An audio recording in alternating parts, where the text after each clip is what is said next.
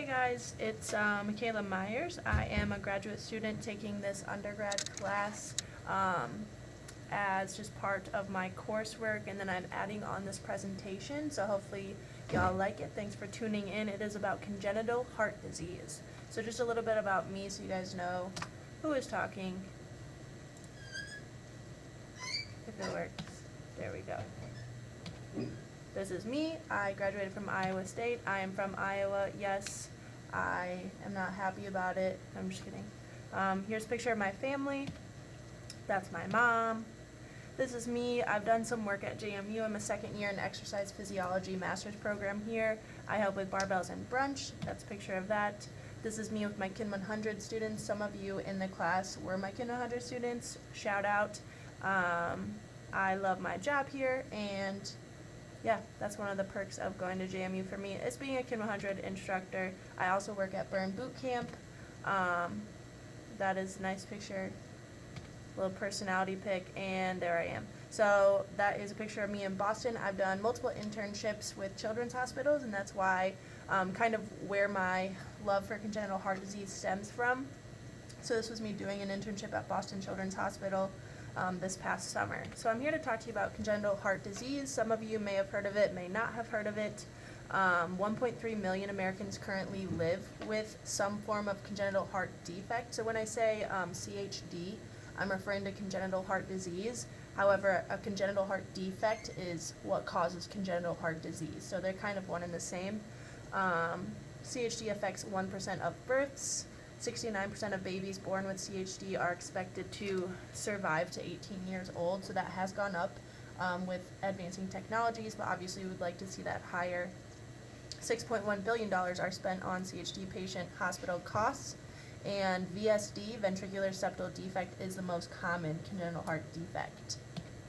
So here's some famous individuals with congenital heart disease that you might not have known about. Arnold Schwarzenegger has bicuspid aortic valve, BAV, which is pretty easily fixed with surgery. However, you just have to stay up on it and get checkups. Shaun White has tetralogy of Fallot, which is one of the most deadly, not deadly, but there's a lot wrong with tetralogy of Fallot, and that's amazing that he's done what he has with that CHD. And then Brian Luttrell, who is a Backstreet Boy, has ventricular septal defect, so one of the most common ones. And I'll get into what those are.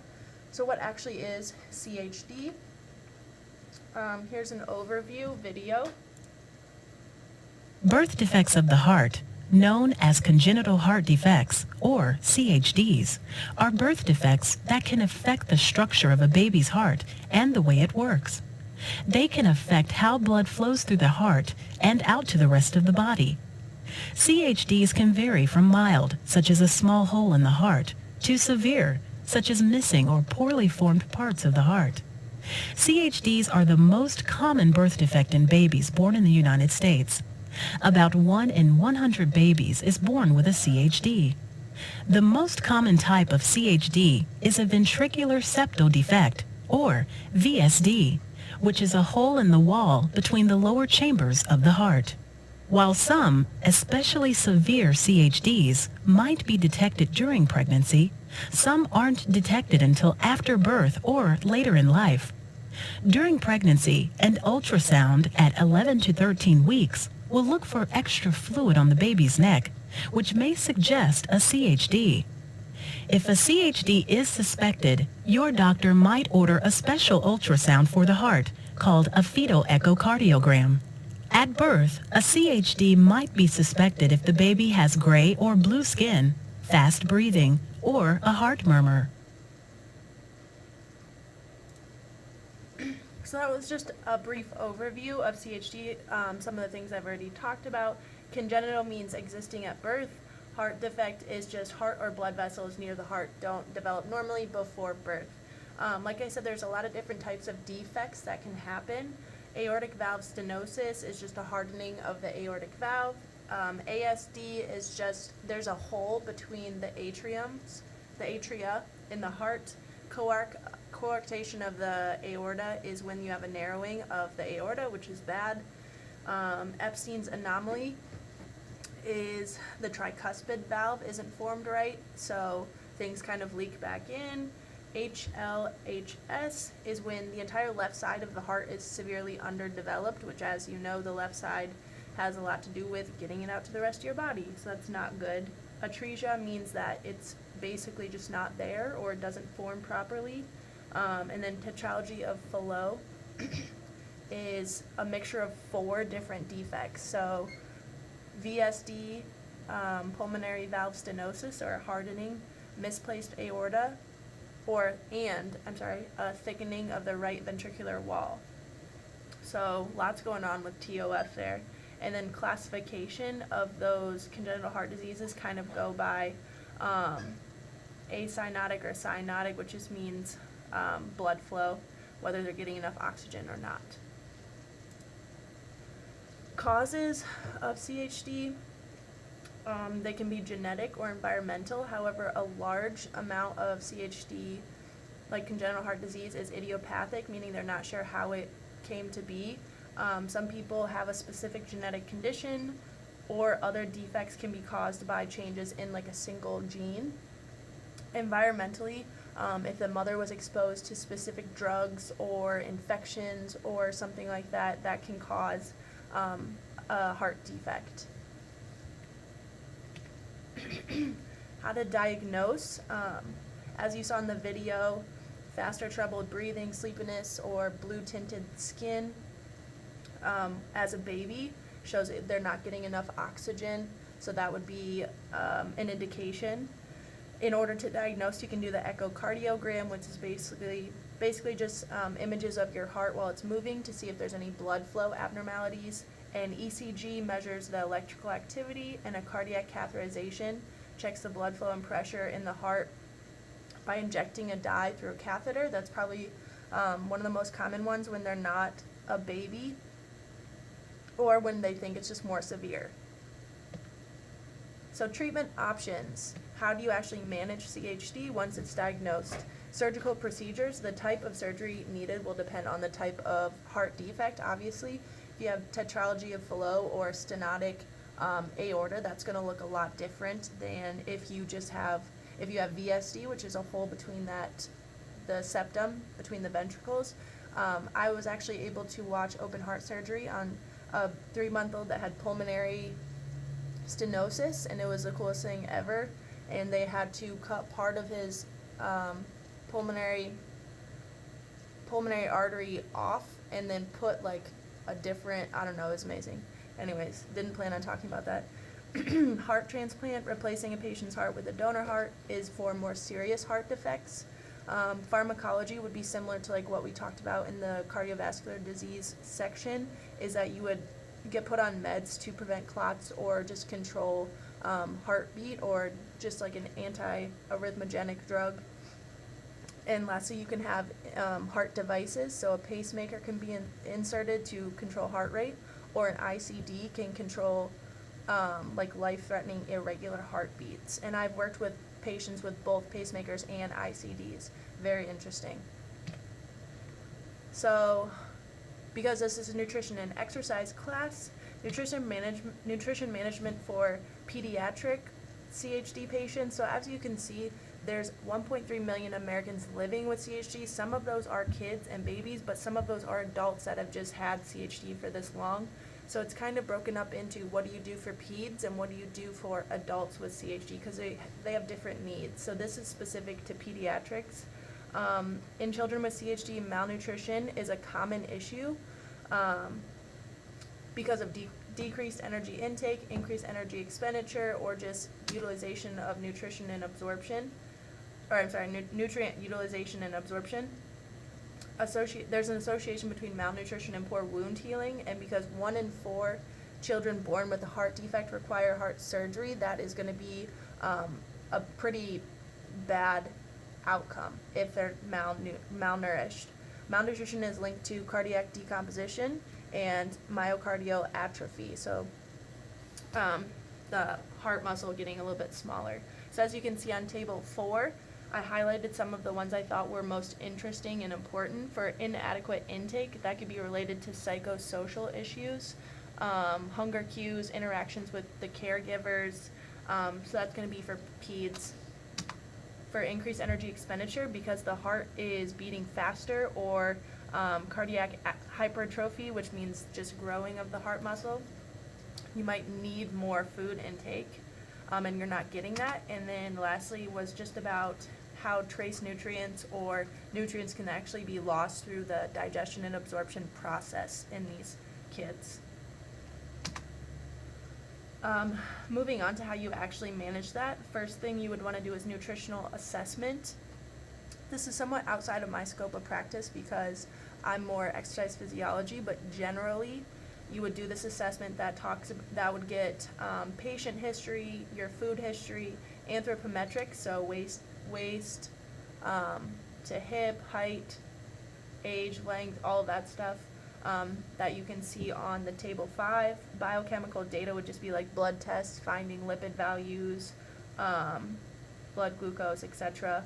And then the NFPA, nutrition focused physical examination findings, would just be looking at their overall skin color, anything else that would show that they're malnourished. And then the second part of this would be to determine the nutrition needs.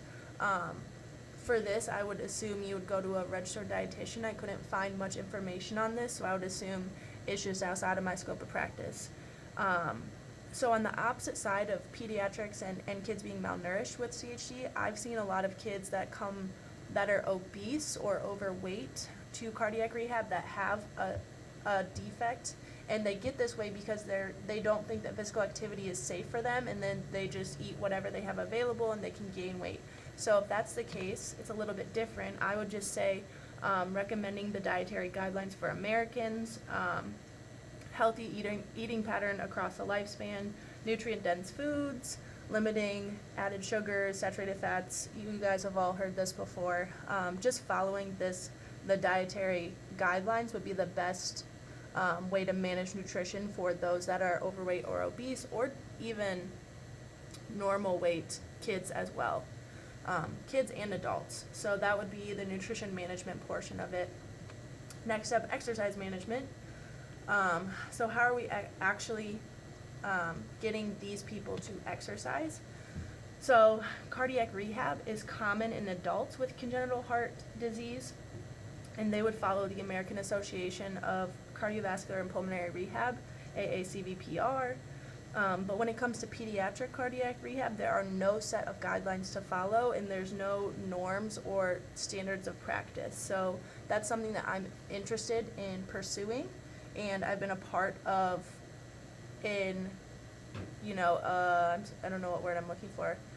I've been part of trying to find these standards and these norms and get this to be universal for all of the pediatric cardiac rehab areas in the United States, but it's not happening yet. So that might be where I take my career soon. You can see on the right the ACSM recommendations for individuals with cardiovascular disease participating in cardiac rehab. This would be very similar to congenital heart disease, but obviously individualized. Most cardiac rehab facilities do 2 to 3 meetings per week as well. Here's a study done by Jonathan Rhodes, who I actually worked with in Boston. He's one of the lead researchers. He's making a book chapter for pediatric cardiac rehab. He's amazing. He's a cardiologist. So this was done, the impact of cardiac rehab on the exercise function of children with CHD. They had 16 patients aged 8 to 17, 1-hour sessions 2 times a week, so pretty standard for cardiac rehab. And they did 12 weeks. Just doing aerobic and lightweight resistance exercises. You can see from figure 1 and figure 2 that oxygen consumption, or their VO2 max, went up pre to post, as well as oxygen pulse, or milliliters per beat, went up as well. So except for the one outlier who went down, I'm not sure. But you can see the benefits of exercise right here. Increased exercise performance and capacity, quality of life, stroke volume, obesity and weight management, increase in strength, decreased risk of comorbidities, improved self-esteem, and decreased mood disorders and depression. That was, all of these came from a review article from Adam Powell, who I also worked with at Cincinnati Children's. So it's cool to see some of the people that I've worked with are in the up front of this research. So those are all the benefits of a cardiac rehab program for peds specifically. The benefits of exercise have been already documented for adults in cardiac rehab. So how to program for adult and pediatric cardiac rehab sessions. The workout that you see here is one that I programmed while I was in Boston. I would just say plan exercises that prioritize trunk stability before anything else, so you don't want to be having them flailing their limbs if they have no stability in their core, which a lot of people don't. Implementing the 5 functional movements as soon as possible, so push-pull, lunge, squat, rotate, and hinge. Doing multi-joint movements before single-joint movements, and making it fun. So there's ways that you can make it fun with kids, especially. I find that making it more of a game, or doing like an obstacle course, or I planned like a Marvel themed workout or an Avengers themed workout where everything was Avengers. So that was fun. Doing things like that, stepping outside of the box, you can, really make a difference and make exercise fun for these kids and adults. Holistic wellness, so I thought it was a good chance to talk about the fact that not only exercise and nutrition management, but looking at the entire wellness dimension and how they all kind of fit together. So as with the management of any disease, overall wellness is going to include education. This is included in any rehab program, and it's especially important for the psychosocial aspect of CHD. Not only teaching them how to exercise safely, but sharing practices on how to increase mental health. There's a lot that goes into this. It's not just go exercise, it's really about behavior change, and getting them to understand that it is safe for you to work out as long as you follow these parameters and you are able to do things and your disease does not control your life. So there's a lot of psychological aspects that go into cardiac rehab, as well as working with pretty much any disease or any in any management or intervention. The cute little poster you see is an example of an educational handout I made for pediatric cardiac rehab patients about flexibility. So just little things that you can give to those patients to make them understand the importance of everything. Excuse me. So the conclusion, or the important takeaways for the future healthcare professional, which is you.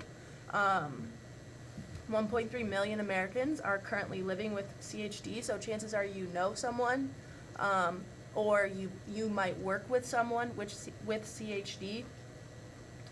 So I think it's important for you to recognize and acknowledge this disease. There are numerous types of defects that can occur, and they all require a different individualized treatment program. So somebody with a milder form of CHD will be able to adapt and do more advanced movements as opposed to somebody that just came out of a heart transplant. That's going to be completely different. So being able to adapt and adjust and modify based off of what type of defect they have. Common treatments include surgery and/or pharmacology. However, a lot of the current research is coming out and validating the need for lifestyle interventions such as exercise and nutrition management, which we talked about today. And the ultimate goal of any healthcare professional is to increase a congenital heart disease patient's quality of life. That is the ultimate goal, no matter what, is to give them a better quality of life, regardless if their lifespan is only going to be 20 years. It's our job to make sure that's the best 20 years of their entire life, right? I mean, the best 20 years they can get. So hopefully y'all learned something. Thank you for listening. And if you have any questions about grad school, clinical exercise physiology careers, or pediatric cardiac rehab, please don't hesitate to ask. And then there's my email, and here are my references. Have a great day, everyone.